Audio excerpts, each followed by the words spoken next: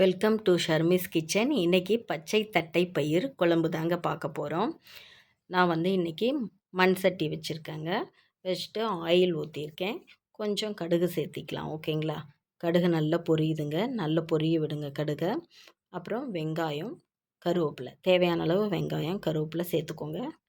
சேர்த்திட்டு நல்ல வெங்காயத்தை நல்லா வணக்கி விடுங்க. நல்லா வெங்காயம் எண்ணெயிலேயே நல்லா வணங்கட்டுங்க. இந்த பச்சைத்தட்டை பயிர் பார்த்திங்கன்னா இப்போ சீசனுக்கு ஆடி மாதம் தான் இது நல்ல சீசனு. இப்போ எங்கே பார்த்திங்கனாலும் பச்சைத்தட்டை பயிர் கிடைக்கும்.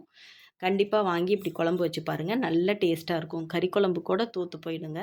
அந்த அளவுக்கு இந்த குழம்பு நல்ல டேஸ்ட் இருக்கும். நான் சொல்கிற மாதிரி வச்சு பாருங்கள். வச்சுட்டு எனக்கு கமெண்ட் பண்ணுங்கள். இப்போ வெங்காயம் நல்லா வணங்கிடுச்சுங்க. தட்டைப்பயிருங்கிறதுனால கொஞ்சம் பெருங்காயத்தூள் சேர்த்துக்கலாம். ஓகேங்களா? பெருங்காயத்தூள் சேர்த்திட்டு அதையும் நல்லா வணங்க விட்டுருங்க. இப்போ மஞ்சத்தூள், தேவையான அளவு மஞ்சத்தூள் சேர்த்திக்கோங்க. மிளகாய்த்தூள் காரத்துக்கு ஏற்ற மாதிரி நாங்கள் 1 ஸ்பூன் போட்டிருக்கோம். உங்களுக்கு இன்னும் காரம் வேணும்னா நீங்கள் இன்னும் காரம் அதிகமாக சேர்த்துக்கோங்க. ஓகேங்களா? குழம்பு மிளகாய்த்தூள் நான் 2 ஸ்பூன் சேர்க்குறேங்க.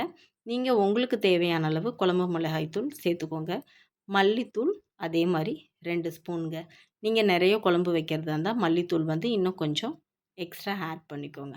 ஓகேங்களா? இந்த தூளெல்லாம் நம்ம இப்போ எண்ணெயிலே போட்டுடலாம். ஏன்னா நம்ம மசாலா அரைச்சி சேர்த்த போகிறோம் குழம்புக்கு. ஓகேங்களா? அதனால் இந்த தூளை எண்ணெயில் போட்டு நல்லா ஃப்ரை பண்ணிடலாம். இப்போ இந்த குழம்புக்கு தேவையான பொருளை நம்ம மிக்ஸி ஜாரில் அரைச்சி எடுத்துகிட்டு வந்துடலாம். வாங்க பார்க்கலாம். இங்கே பாருங்கள், தேவையான அளவு தேங்காய், தக்காளி 3 தக்காளி கட் பண்ணி வச்சுருக்கேன், கருவேப்பிலை, இஞ்சி, பூண்டு, பொட்டுக்கடலைங்க.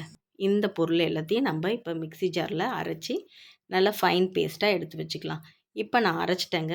அரைச்சது தான் இது. இந்த மாதிரி அரைச்சி இப்போ இதை ஆட் பண்ணிக்கலாம். ஓகேங்களா? ஆட் பண்ணிவிட்டு நல்லா மிக்ஸி ஜாரில் எவ்வளோ தண்ணி வேணுமோ நீங்கள் அவ்வளோ தண்ணி மிக்ஸி ஜாரில் ஊற்றி அதையும் அலசி இந்த குழம்பு கூட சேர்த்துக்கோங்க. இப்போ நல்லா இதை கிண்டி விடலாங்க. கிண்டி விட்டுட்டு இந்த தண்ணியை இது கூட ஆட் பண்ணிக்கலாம். ஆட் பண்ணி நல்லா அதையும் நல்லா கிண்டி விடுங்க. இங்கே பாருங்கள், பச்சை தட்டைப்பயிறு இது நான் நேற்றே உரித்து வச்சுட்டேங்க. இப்போ டைம் இருக்காது அப்படின்னு சொல்லிக்கிட்டு நேற்றே உரித்து வச்சுட்டேன். அதனால் கலர் சேஞ்ச் ஆகிடுச்சிங்க. நம்ம உரித்த உடனே செஞ்சோம்னா க்ரீனிஷாகவே இருக்கும். இது நேற்றே நான் உரித்ததுனால கலர் சேஞ்ச் ஆகிடுச்சு. இப்போ இந்த குழம்புக்கு தேவையான தண்ணி ஊற்றியாச்சு. இப்போ இந்த தட்டைப்பயிறு இது கூட சேர்த்துடலாங்க. சேர்த்திட்டு குழம்பு நல்லா கிண்டி விடுங்க. அவ்வளோதாங்க. ஈஸியாக இருக்கும், ஆனால் டேஸ்ட்டாக இருக்குங்க. இந்த குழம்புக்கு தேவையான உப்பு சேர்த்துக்கலாம். நான் கல் உப்பு தாங்க சேர்ப்பேன். தேவையான அளவு உப்பு எவ்வளவோ நீங்கள் அதை டேஸ்ட்டு பார்த்துட்டு சேர்த்துக்கோங்க. நான் எப்போவுமே உப்பு கையில் தாங்க போடுவேன். கையில் போட்டால் தான் எனக்கு அளவு தெரியும். அது எதுவும் தப்பாக நினச்சிக்காதீங்க. நீங்கள் எவ்வளோ உப்பு வேணுமோ குழம்புக்கு தகுந்த மாதிரி உப்பு சேர்த்துக்கோங்க. உப்பு சேர்த்துட்டு நல்லா கிண்டி விடுங்க. குழம்பு பாருங்கள் இப்போ நல்லா கொதிச்சிருச்சு. நல்ல டேஸ்ட்டாக இருக்கும். செஞ்சு பாருங்கள்.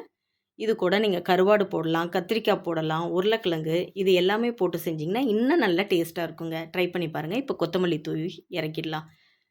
வீடியோ பிடிச்சிருந்தா லைக் பண்ணுங்கள், ஷேர் பண்ணுங்கள், மறக்காமல் சப்ஸ்கிரைப் பண்ணுங்கள். தேங்க்யூ.